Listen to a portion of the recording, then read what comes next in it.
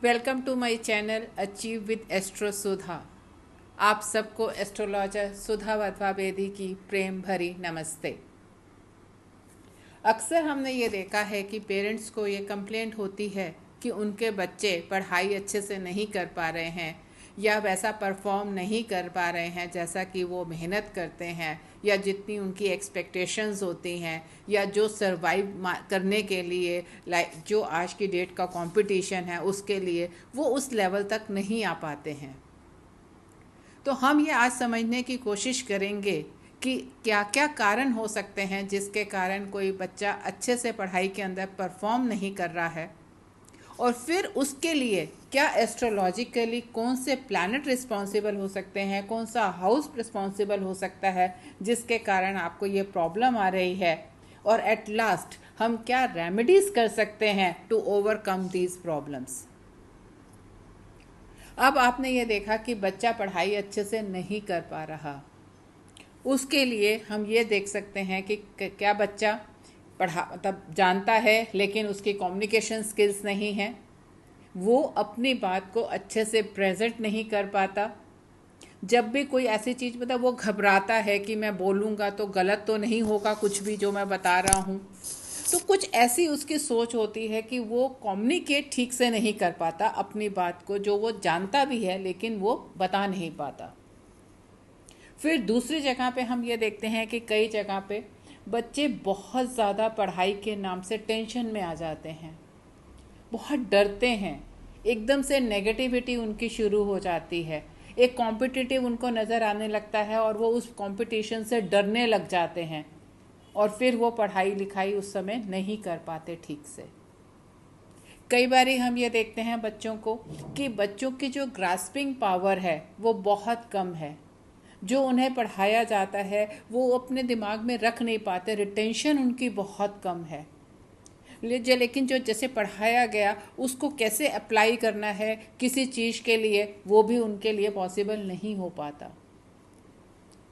किसी किसी जगह पे ये देखने में आता है कि बच्चे की कंपनी बहुत ख़राब हो रही है, वो जो उसका सर्कल है आसपास का वो ऐसा है कि वो पढ़ने की तरफ उसका मन ही नहीं लगता, बातें वो बहुत बड़ी बड़ी करता है, टाल मटोल की ज़िंदगी जीता है, मतलब बात तो ऐसे करेगा कि चांद से तारे मतलब आसमान से तारे तोड़ लाऊं, लेकिन सच्चाई में मेहनत के नाम से वो बिल्कुल भाग रहा है, वो करना ही नहीं चाहता, उसका मन कहीं और लगा हुआ है, पढ़ाई की ओर वो देखना भी नहीं चाहता।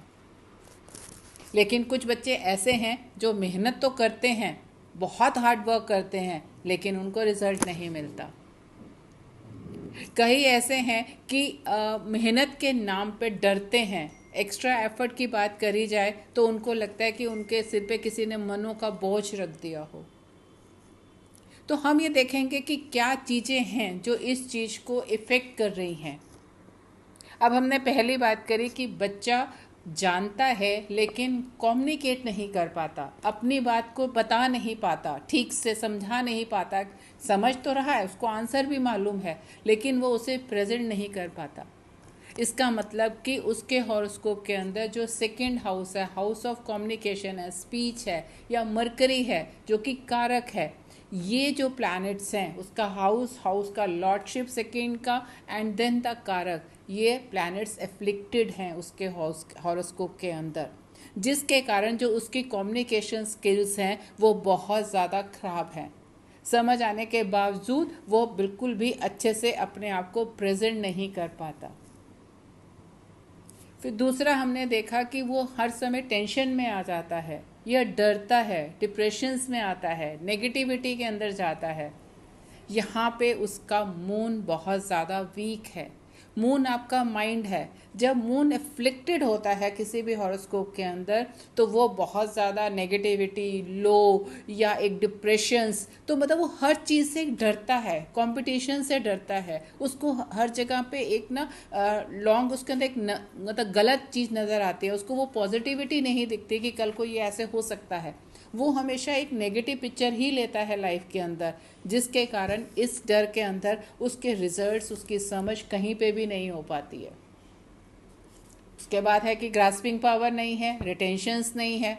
Then the role of Jupiter comes, कि जुपिटर जो है वो आपको इस तरह की समझ जो है बहुत मतलब जल्दी से समझ आ जाना, आपको नॉलेज देना, ये सारे काम जो हैं आपका जुपिटर करता है। तो जब आप किसी भी हॉरोस्कोप के अंदर उसका जुपिटर एफ्लिक्टेड है, नहीं है ठीक, उस केस के अंदर बच्चे को बात ठीक से जल्दी से समझ नहीं आती, वो अपने दिमाग में चीज़ों को रोक नहीं पाता, उसकी रिटेंशन होती ही नहीं है। तो यहाँ पे जब आपके वीक जुपिटर के कारण ये प्रॉब्लम्स वो फेस होने लग जाती हैं।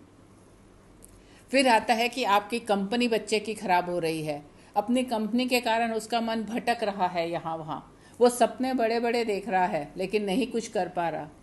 तो आपका जो माइंड है, आपका 5th हाउस है, वो आपका राहु से एफ्लिक्टेड है। इसका मतलब राहु का बहुत ज़्यादा असर है आपके दिमाग के ऊपर। राहु आपको इल्यूशंस देता है, कन्फ्यूशंस देता है, आपको लगता है आप तो पता नहीं कहाँ के राजा बन जाएंगे, आप तो आसमान से तारे तोड़ लेंगे, लेकिन सच्चाई के अंदर होता यह है कि आप मेहनत करते ही नहीं हैं, आप सिर्फ सपनों में जीते हैं और सपनों के अंदर ही रह जाते हैं और कहीं तक नहीं पहुँच पाते हैं। इसके बाद आपका है, आप मेहनत का रिजल्ट्स नहीं आ रहे हैं, मेहनत करते हैं लेकिन काम बनता नहीं है, मेहनत के नाम से डरने भी लग जाते हैं बहुत ज़्यादा।